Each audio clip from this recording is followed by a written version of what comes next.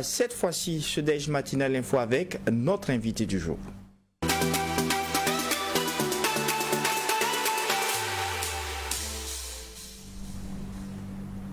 Abdoul Karim Bandé, le directeur général du cabinet Salomon Conseil, est notre invité du jour.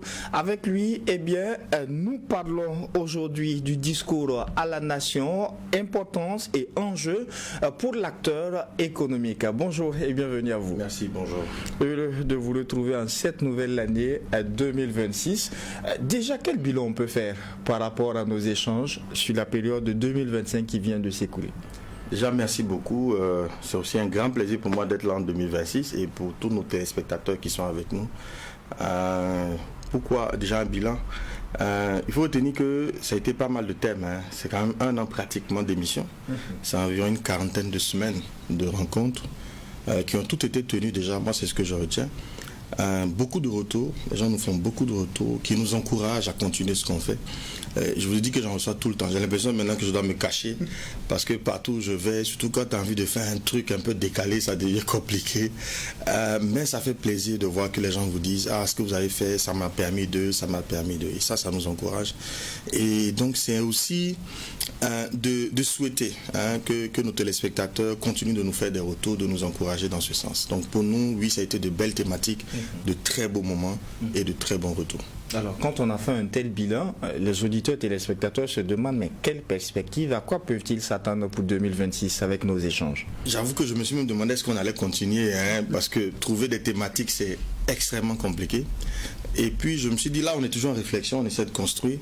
Est-ce qu'on ne va pas essayer de spécialiser nos semaines?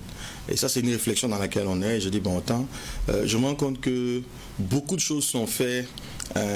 Et quand les populations ne comprennent pas, et en fonction des retours qu'on a, on nous dit ah, j'ai appris ça, ça m'a permis de régler tel problème. Et je suis très tenté qu'on essaie d'expliquer l'action gouvernementale. Quels sont les principes, les concepts qui soutiennent l'action gouvernementale? On va essayer de consacrer les lundis, les premiers lundis du mois, à des problématiques de ce type-là. Et puis, un sujet qui me passionne beaucoup, parce que pour moi, il impacte énormément la société, c'est la famille. On essaiera de mettre les derniers lundis du mois, des thèmes autour de la famille. Et puis, au milieu, on verra qu'est-ce qu'on emmène. Mais c'est pas évident d'avoir des thématiques. C'est aussi d'encourager nos téléspectateurs à nous suggérer des thématiques. Peut-être qu'on trouvera un numéro de téléphone, un WhatsApp, ou même sur les pages, les différents canaux, qui nous envoient des questions, des problèmes qu'ils rencontrent et que nous, on travaillera à transformer en thématiques justement pour permettre au plus grand nombre d'en profiter. Donc voilà un peu ce que je peux dire.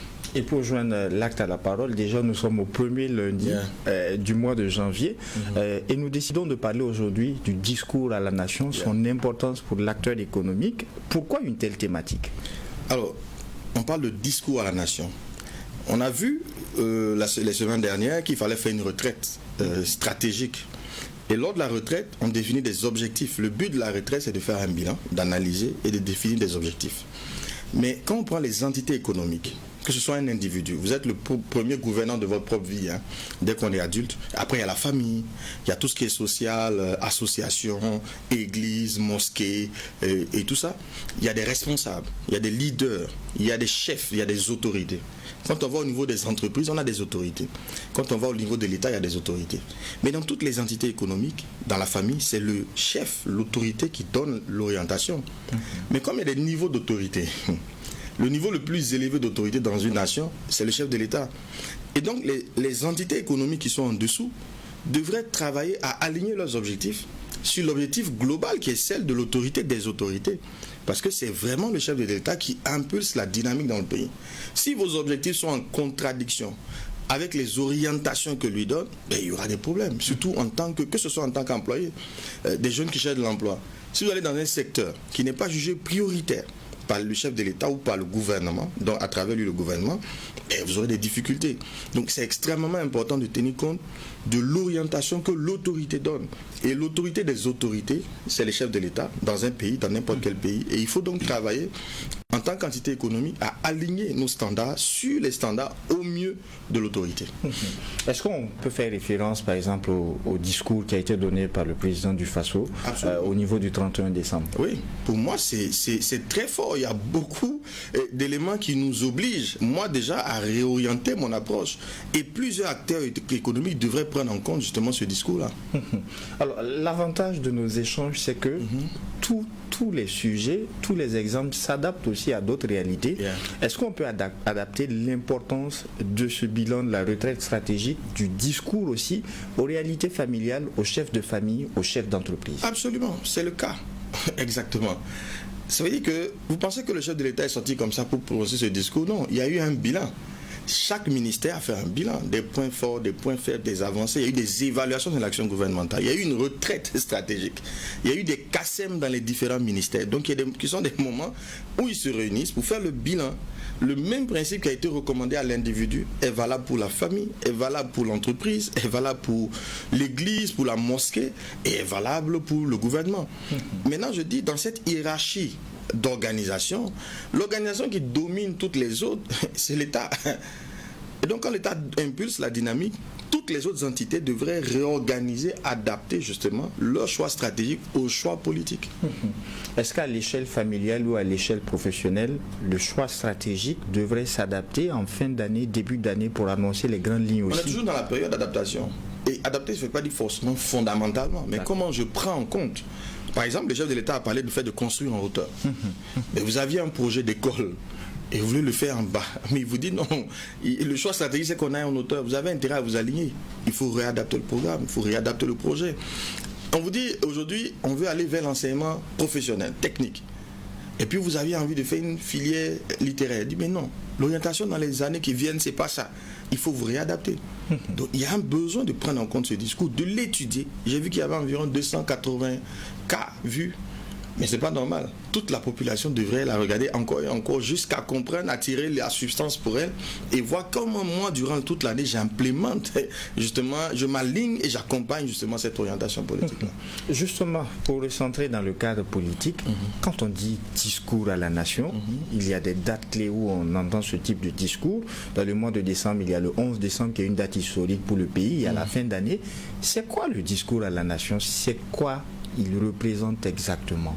Alors c'est ce qui est vrai dans l'entreprise. Si vous allez dans toutes les mosquées, dans toutes les églises, le 31 décembre, le leader a tenu un discours. Il a donné une orientation. Vous allez dans l'église catholique, le pape a donné une orientation. Donc le discours politique, de la même manière, le discours à la nation du chef de l'État, il a fait le bilan.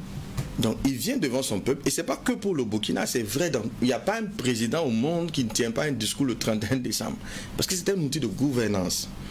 Il va venir, il va faire le bilan. Voilà en synthèse ce que nous avons fait durant l'année écoulée. Il donne les perspectives. Voilà là où nous voulons aller.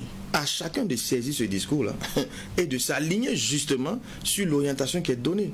Parce que si on avance à l'aveugle, si on n'est pas en cohérence, parce qu'une nation c'est une entité économique. Bien sûr. Et de la même manière que la famille, ou même encore c'est plus vrai c'est plus perceptible dans les organisations, une entreprise a besoin que chaque département travaille en cohérence. Si la direction technique n'a rien à voir avec le DAF, la financière, n'a rien à voir avec le commercial, il n'y a pas d'interaction entre eux, mais l'entreprise n'aboutit nulle part. Donc au niveau des nations, c'est la même réalité.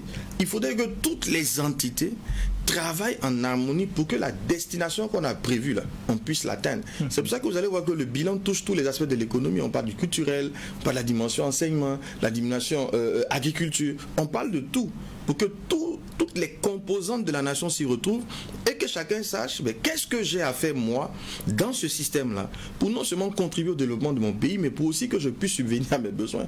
Parce que si j'agis je navigue avant contraire, ça ne marchera pas ni pour moi et je ne serai pas utile à ma nation. Le discours est ainsi fait à l'endroit de la population, à l'endroit des citoyens. Quelle devrait être l'attitude de ces derniers vis-à-vis d'un discours qui leur est adressé? C'est l'étudier, de tirer des leçons et de se poser la question surtout de mais comment j'accompagne? Comment je me positionne? Vous savez que les hommes d'affaires vont le faire. Vous savez que les nations qui nous entourent vont étudier nos discours. les puissances vont les étudier. Sur le plan diplomatique. Absolument, pour savoir où est-ce qu'on veut aller. Et c'est comme ça que les bailleurs de fonds vont arriver. C'est comme ça que des investisseurs vont venir d'ailleurs. Parce qu'ils vont prendre le temps de savoir, ok, on parle d'ici de transformation de l'agriculture. Ça veut dire que tous ceux qui sont de mécanisation, tous ceux dans le monde entier, qui sont dans la mécanisation, vont se dire, ben voici un pays, il faut qu'on aille. Parce que le discours dit qu'on va aller à la mécanisation, on va aller à l'industrialisation. Nous savons le faire, allons vendre notre expérience. Donc, ce n'est pas un discours à négliger. Malheureusement, il est perçu comme, je dis, accessoire par beaucoup d'acteurs de la population. Non, il faut le prendre. D'ailleurs, même, je pense qu'on devrait le traduire dans des langues. Quand on parle du discours, la réalité aussi est que dans le contexte qui est le nôtre, le contexte africain, dans beaucoup de pays, le discours a longtemps été perçu comme un instrument politique à laquelle beaucoup n'y croyaient plus. À une certaine époque au Burkina, les gens comparaient les discours qui se ressemblaient au fil des moments, au fil des années. Finalement, quand on essaie de voir, est-ce que vous êtes d'avis avec ceux qui pensent que pendant longtemps le discours a paru être le même dans plusieurs pays, exemple au Burkina ici? Ouais. C'est même vrai dans les entreprises. Dans les entreprises, vous allez voir, on fait un plan stratégique et puis on le met au tiroir. Le DG vient, il réunit son personnel, il tient un discours sur le plan stratégique, sur l'orientation, les changements, mais après on fait la même chose. Et ça fait qu'effectivement, les discours sont décrédibilisés. Vous savez, l'action stratégique se mène dans le futur. Quand je dois conduire une politique ou une stratégie, ça n'existe pas. Ce n'est qu'une promesse que je fais en fait. On part d'une promesse. C'est pour ça que les campagnes politiques ont toujours été mal perçues, parce que c'est des promesses qu'on fait. Maintenant, après, comment on tient la promesse? Dès l'instant qu'on ne voit pas d'indicateurs, de jalons qui montrent que ceux qui sont censés conduire, exécuter la promesse sont crédibles, ben finalement on se dit, ben ça ne marche pas. Mais moi j'ai beaucoup d'espoir. Parce que je vois dans ce gouvernement-là, et je l'analyse techniquement. Il y a un livre qui s'appelle, ça a été développé, c'est un concept qui a été développé par Stephen Covey, qui est le fils de Stephen R. Covey, sur le pouvoir de la confiance. Donc il donne un peu, il a étudié qu'est-ce qui permet d'être crédible. Et il y a 4 éléments qui permettent d'être crédible. Je crois que ça va être l'objet d'une émission. Le premier élément, la crédibilité. On va dire d'une personne qu'elle est crédible lorsqu'elle est intègre. Ça veut dire quoi être intègre? Que ce que tu dis est égal à ce que tu fais. Tu traduis en acte concret. En acte concret. Alors moi je me demande, est-ce qu'on peut dire que ce gouvernement-là n'aligne pas le discours à la parole? L'action peut ne pas aboutir exactement comme on veut. Mais on sait que le discours et la parole sont quasiment simultanés. Ce n'est pas des promesses. Quelqu'un me disait, justement on avait un débat là-dessus, ah ben tu sais, est-ce qu'ils vont pouvoir faire la route Bobo-Ouaga? Et puis au fil de l'échange, il me dit, mais tiens, ce qui est particulier, c'est qu'on a déposé la première pierre et on a commencé en même temps. Pourtant, on a vu très souvent, on dépose la première pierre, puis c'est 3 ans plus tard qu'on va dire que les travaux commencent. Les populations de Fada ne diront pas le contraire. Exactement. Donc, on voit qu'il y a une association, il y a une très grande corrélation entre le discours et l'action. Ce qui est un signe pour moi très fort d'intégrité. Le deuxième élément, c'est l'intention. Lorsque l'intention de la personne, la personne qui veut être crédible, est portée sur elle-même, elle ne peut pas être crédible. Les intentions les plus puissantes sont celles qui prennent en compte les autres, celles qui mettent en avant l'autre, celles qui font en sorte que c'est l'intérêt de l'autre qui est privilégié, ou à défaut un intérêt égal à égal. Est-ce qu'on ne peut pas voir que des actions concrètes sont menées qui montrent qu'il y a quand même un intérêt pour les populations? Donc moi je pense qu'il y a le critère de l'intégrité. Ensuite, il y a le critère des capacités. Vous pouvez être intègre, vous pouvez avoir de très bonnes intentions, mais est-ce que vous avez les capacités de faire ce que vous dites que vous faites? Alors, il y a eu des promesses en 3 ans. On a dit, ah ça, on ne peut pas faire ça au Burkina. Mais ça a été fait, quoi. Des choses qu'on a jugées impossibles ont été annoncées et faites. On dit, mais comment ils font pour trouver l'argent? Où ils trouvent? C'est vrai, on va dire c'est dur économiquement, mais au moins, on sent que les revenus vont là où il faut. Donc, on voit qu'il y a une capacité à faire ce qu'on dit. Et puis, enfin, le dernier critère, c'est les résultats. Donc, une personne intègre, c'est 4 variables. Une personne crédible, en qui on peut avoir confiance. Est-ce qu'elle est intègre? C'est la question à laquelle on va répondre. Est-ce qu'elle a de bonnes intentions? Est-ce qu'elle a les capacités de faire ce qu'elle dit? Et puis, enfin, est-ce qu'elle produit des résultats? Je pense que si on étudie ces 4 variables, même s'ils ne sont pas à 100%, on peut espérer qu'il y a un haut niveau de crédibilité. Pour moi, vaut mieux quelqu'un dont la parole est égale à l'action Mais quand il parle, il faut l'écouter avec beaucoup d'attention. Voilà ce que je peux dire. Au-delà de l'exemple de la gouvernance politique, je le disais tantôt, l'importance, et ce qui est bien avec nos émissions, c'est qu'on l'adapte à toutes les réalités. Est-ce que sur le plan familial, il est vrai aussi que beaucoup n'ont pas fait de bilan par rapport à 2025 au sein de leur famille, se projeter avec leur épouse pour voir comment est-ce qu'on amorce 2026, où est-ce qu'on en était avec nos projets, comment on les redéfinit. Est-ce que ces 4 variables peuvent s'adapter également à l'échelle familiale et à l'échelle de l'entreprise? À tous les niveaux. On parle de crédibilité. Si vous avez une équipe, qu'est-ce qui fait la division dans les foyers? C'est un problème de confiance. Je n'ai plus confiance en toi. Donc déjà l'intégrité et tout. Puisque la confiance, c'est les 4 variables. Intégrité, intention, capacité et résultat. Si on ne trouve pas ces 4-là, il y a un problème. S'il en manque, vous n'êtes pas crédible. On a besoin des 4, pas d'un ou deux. Il faut les 4 à la fois. Il faut les 4 à la fois. Alors, un chef de famille qui n'est pas crédible. Par exemple, moi, dans mon livre, j'en parle. Je veux trouver les conjoints de mes enfants. Banaliser le succès. Yeah. Je veux pouvoir dire à mon fils, quand il aura 24 ans maximum, tu dois te marier. Et voici la femme que je pense que tu devrais prendre. Et ça dit que pour vous, on ne doit pas dépasser 24 ans pour se marier. C'est trop tard après 24 ans. On a fait la démonstration ici, c'est trop tard. Ça commence à devenir dangereux et périlleux. Donc 24 ans, moi, je crois que mes enfants, ils doivent être mariés. Et pour ça, il faut que je sois crédible aux yeux de mon fils. C'est pas juste que je sois son géniteur qui dit marie-toi, non. Il y a un niveau de crédibilité que je dois avoir à ses yeux pour que quand je lui dis de faire une chose, il va pas le faire parce que je lui ordonne, il va le faire parce qu'il croit en ce que je dis. Et c'est vrai dans une entreprise. Un manager, un leader dans lequel les collaborateurs ne croient pas, ça va pas loin. Voilà, il est extrêmement important de construire sa crédibilité. Et ça va être un des sujets certainement qu'on abordera peut-être la semaine prochaine. Quand vous estimez, et là je reviens sur l'aspect de la gouvernance politique, que le président, le capitaine Ibrahim Traoré est crédible, pourquoi est-ce que vous en arrivez à un tel constat? Je l'ai dit tout à l'heure, j'ai dit il y a 4 variables. Maintenant je vais vous donner des exemples. Moi je peux donner quelques exemples que moi je perçois. Allons-y sur les exemples. Quand il dit, j'ai dit lui et tout le gouvernement, dès l'instant que, je rappelle que le principe de la crédibilité, tel celui que je partage, celui auquel j'adhère, repose sur 4 variables. L'intégrité, qui veut dire ton discours et ton action se suivent. Il n'y a pas de... Vous voyez, un des personnages les plus crédibles, c'était Mahatma Gandhi. Une fois, on a posé la question au secrétaire de Mahatma Gandhi. Comment Mahatma Gandhi fait pour... C'est-à-dire quand il parle à des foules pendant des heures, comment il fait pour que les gens l'écoutent autant, sans papier? Et voilà la réponse qu'il donne, que son secrétaire a donnée.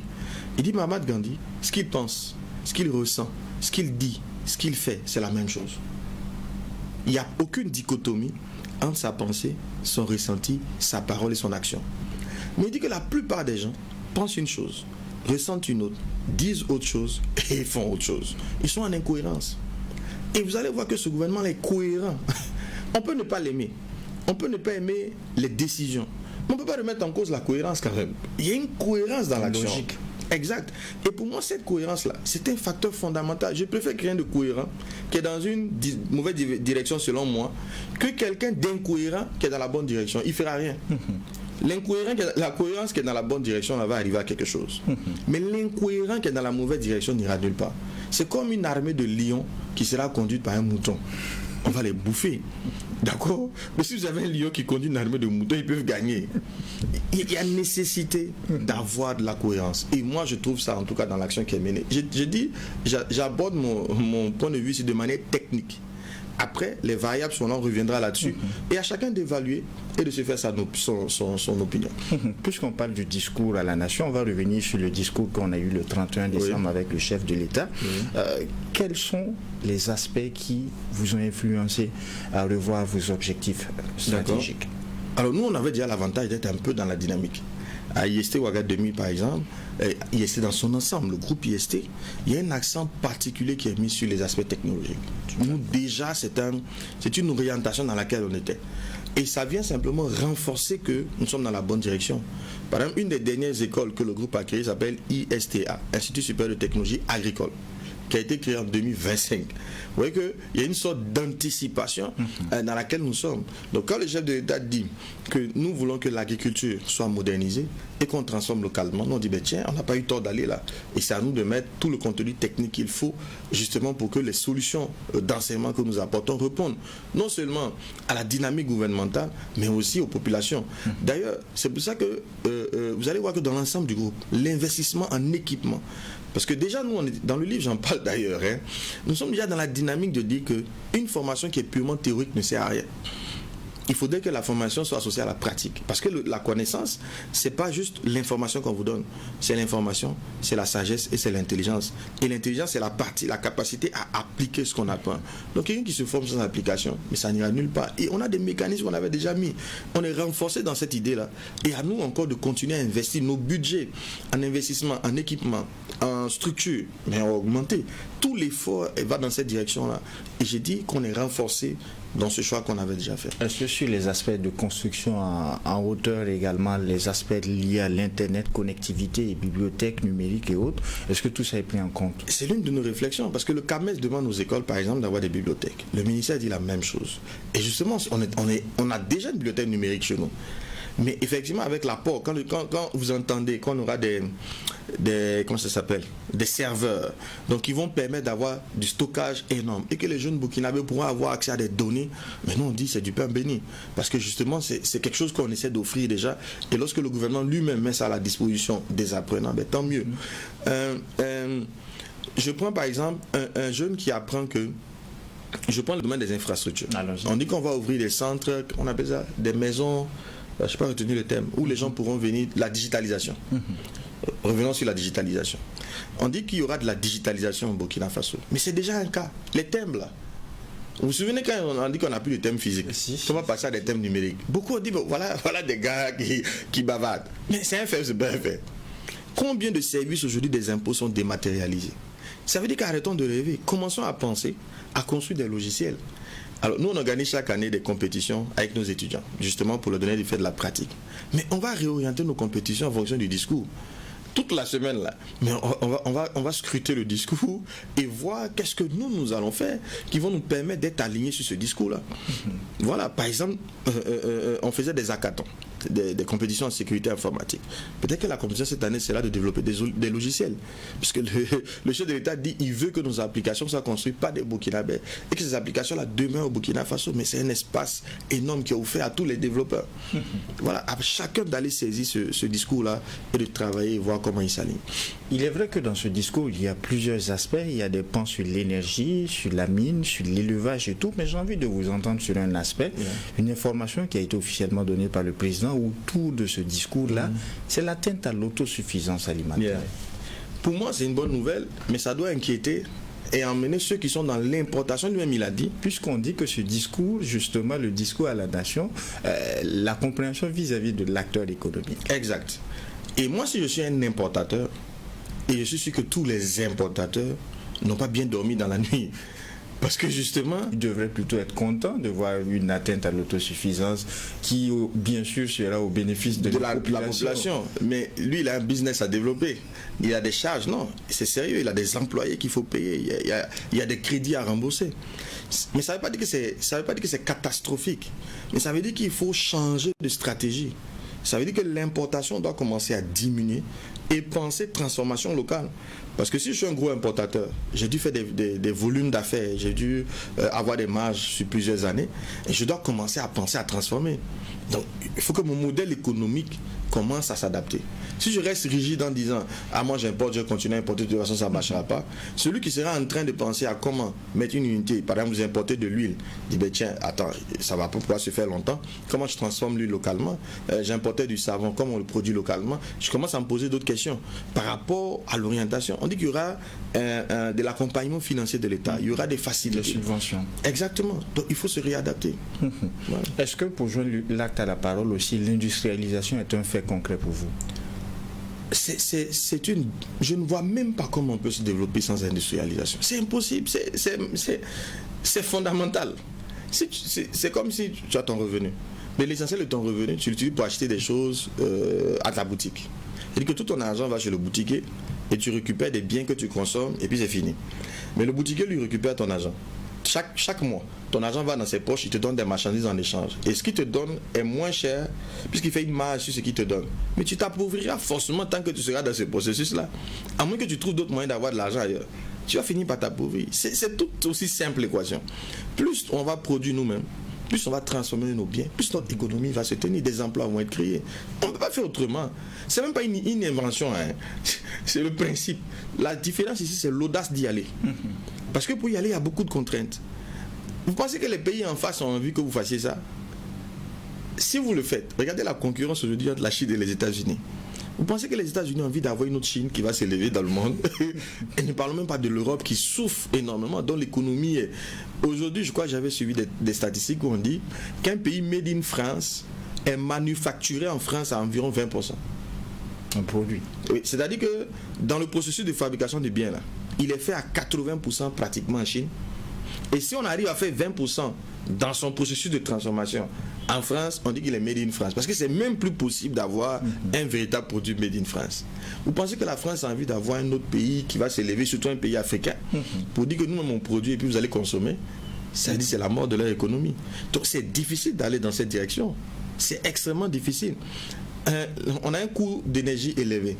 C'est-à-dire qu'il faut beaucoup d'investissement, il faut beaucoup de réflexion, il faut prendre du risque pour voir ces choses-là émerger. Mais c'est dur. C'est pour ça que beaucoup l'annoncent, mais n'y vont pas. Parce que c'est compliqué à faire. Il y a beaucoup d'argent à perdre. En même temps que tu vas perdre, en même temps que tu peux gagner. Quand on est déjà dans un confort, on n'a pas envie de prendre de risques.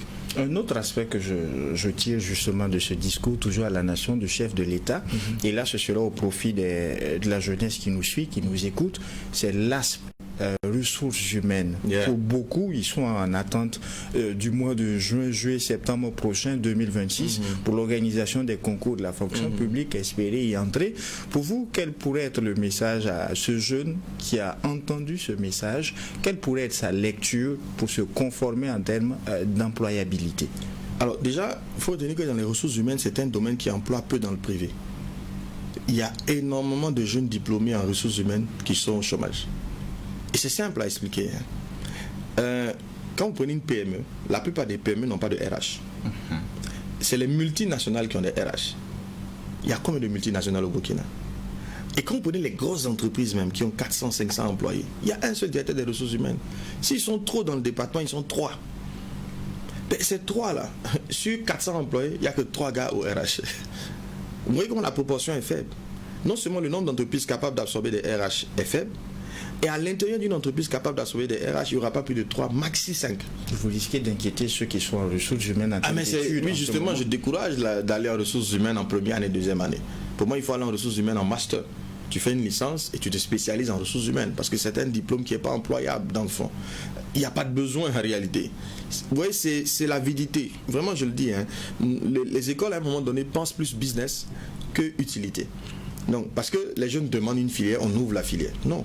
Il faut leur expliquer que faire cette filière ne va pas être opportun pour eux. Ce que fait un RH, un DAF le fait. Quand c'est minimum, si c'est juste calculer des salaires et autres, mais le DAF, le financier, le fait quoi. On n'a pas besoin d'un spécialiste en RH pour juste calculer des salaires. Il faut que la taille du personnel, quand le personnel n'est pas élevé, chaque directeur manage son équipe. C'est quand l'équipe devient trop élevée qu'il faut un gars vraiment aux ressources humaines pour gérer les carrières, etc. etc. Mais il n'y en a pas beaucoup. Voilà. Alors que l'annonce du chef de l'État donne une opportunité à tous ceux qui sont aux ressources humaines. De dire, attention, on a dit dans tous les villages, dans tous les chefs-lieux, il y aura un centre, ou du moins il y aura des équipes de ressources humaines pour justement suivre comment on appelle ça, le travail des fonctionnaires. Mais c'est une opportunité. Maintenant, tu ne vas pas être recruté par un diplôme. Tu vas être recruté parce que tu vas passer des tests. Donc commence à réviser tes cours sérieusement, quoi. Commence à réviser tes cours. Si tu viens là, on te pose une question fondamentale, tu ne peux pas répondre. On te demande de calculer des salaires, tu ne peux pas répondre. Et tu as peut-être fait une formation de base. L'administration publique n'a pas les mêmes... Il y a des subtilités qui sont propres à l'administration publique qui ne sont pas valables dans le privé. Il faut donc commencer à te renseigner là-dessus. Qu'est-ce que le public demande que le privé n'a pas? Si tu as fait des stages essentiellement dans le privé, pour te préparer à augmenter tes chances d'être retenu. Abdoul Karim Bandé, quel pourrait être votre mot de fin en ce premier numéro de l'année 2026 à l'endroit de nos auditeurs et téléspectateurs? C'est de souhaiter encore une bonne année à tous nos téléspectateurs. 2026 sera une très bonne année. Moi, j'ai foi qu'on ira au sommet et que la santé sera notre partage. Et surtout, qu'on va contenir, réduire, éliminer la menace terroriste qui plane sur nos vies, et que le Burkina Faso sera dans une paix et un modèle en Afrique de l'Ouest et dans le monde. En tout cas, merci à vous. Merci pour cette consécration à ce temps d'antenne auquel vous accordez beaucoup d'importance. Durant toute une année 2025, vous avez brillé par votre présence ici sur ce plateau.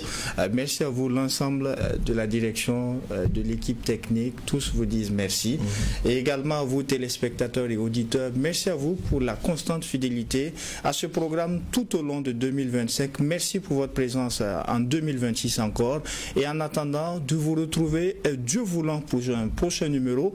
Non seulement portez-vous bien, aussi et surtout que Dieu bénisse le Burkina. Et n'oubliez pas, les premiers lundis du mois seront consacrés à une thématique en lien avec la gouvernance, et le dernier lundi du mois sera consacré à une thématique en lien avec nos familles. Merci et à très bientôt.